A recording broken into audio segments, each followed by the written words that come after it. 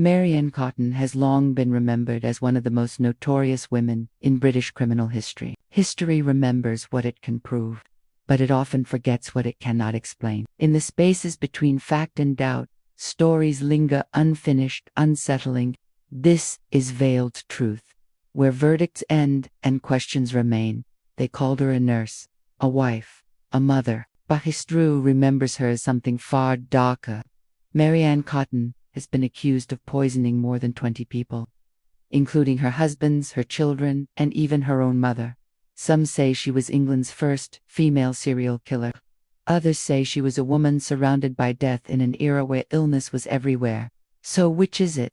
This is the story of Mary Ann Cotton. Mary Ann Cotton was born in 1832 in Durham County, England.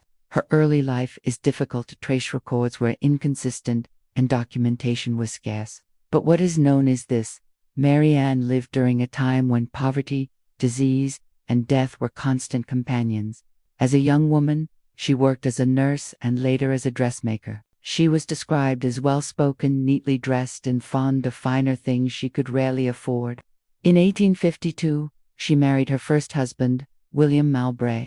Over the next decade, Mary Ann gave birth to 8, possibly 9 children. Most did not survive.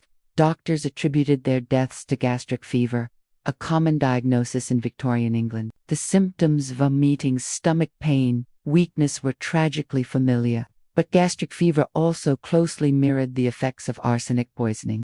In 1864, William Mowbray himself fell ill and died.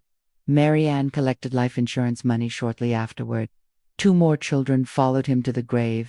Mary Ann left her surviving daughter with her own mother and took work as a nurse in Sunderland. In 1865, she married again, this time to a patient, George Ward.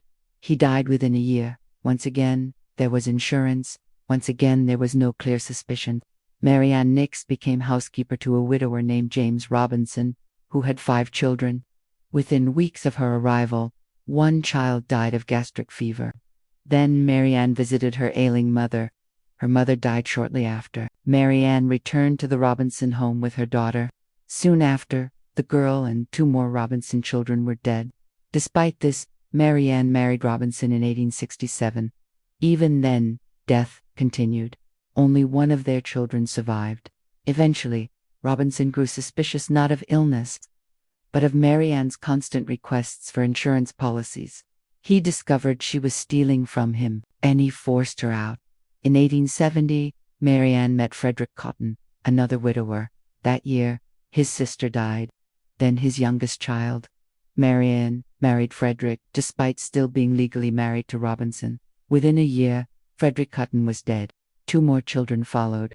Mary Ann once again received insurance payouts. Mary Ann later confided to a local official that she could not remarry because of her 7-year-old stepson, Charles Edward Cotton. She reportedly said, "Slight pause, I won't be troubled long." Not long after Charles Edward died. This time the official alerted authorities. An examination revealed arsenic in the boy's stomach. Investigators exhumed other bodies. They found arsenic again and again and again. Mary Ann Cotton was arrested. She was charged with the murder of Charles Edward Cotton. Mary Ann's trial began in 1873. The defense argued that arsenic was everywhere in wallpaper, dye, in household products, even in medicines, and they were right. But the prosecution presented a pattern that was difficult to ignore. Too many deaths, too many insurance policies, too many coincidences. Mary Ann was convicted. She never confessed. On March 24, 1873, Mary Ann Cotton was executed by hanging. The execution was botched. The trapdoor failed to break her neck. The executioner was forced to press down on her shoulders. Nearly 3 minutes passed before she died. Mary Ann Cotton is believed to have killed up to 21 people, but the exact number remains unknown. She never admitted guilt. And while she is often called Britain's first female serial killer, other women had been executed for poisoning before her. So the question remains, was Mary Ann Cotton a calculating killer, using arsenic and insurance as weapons?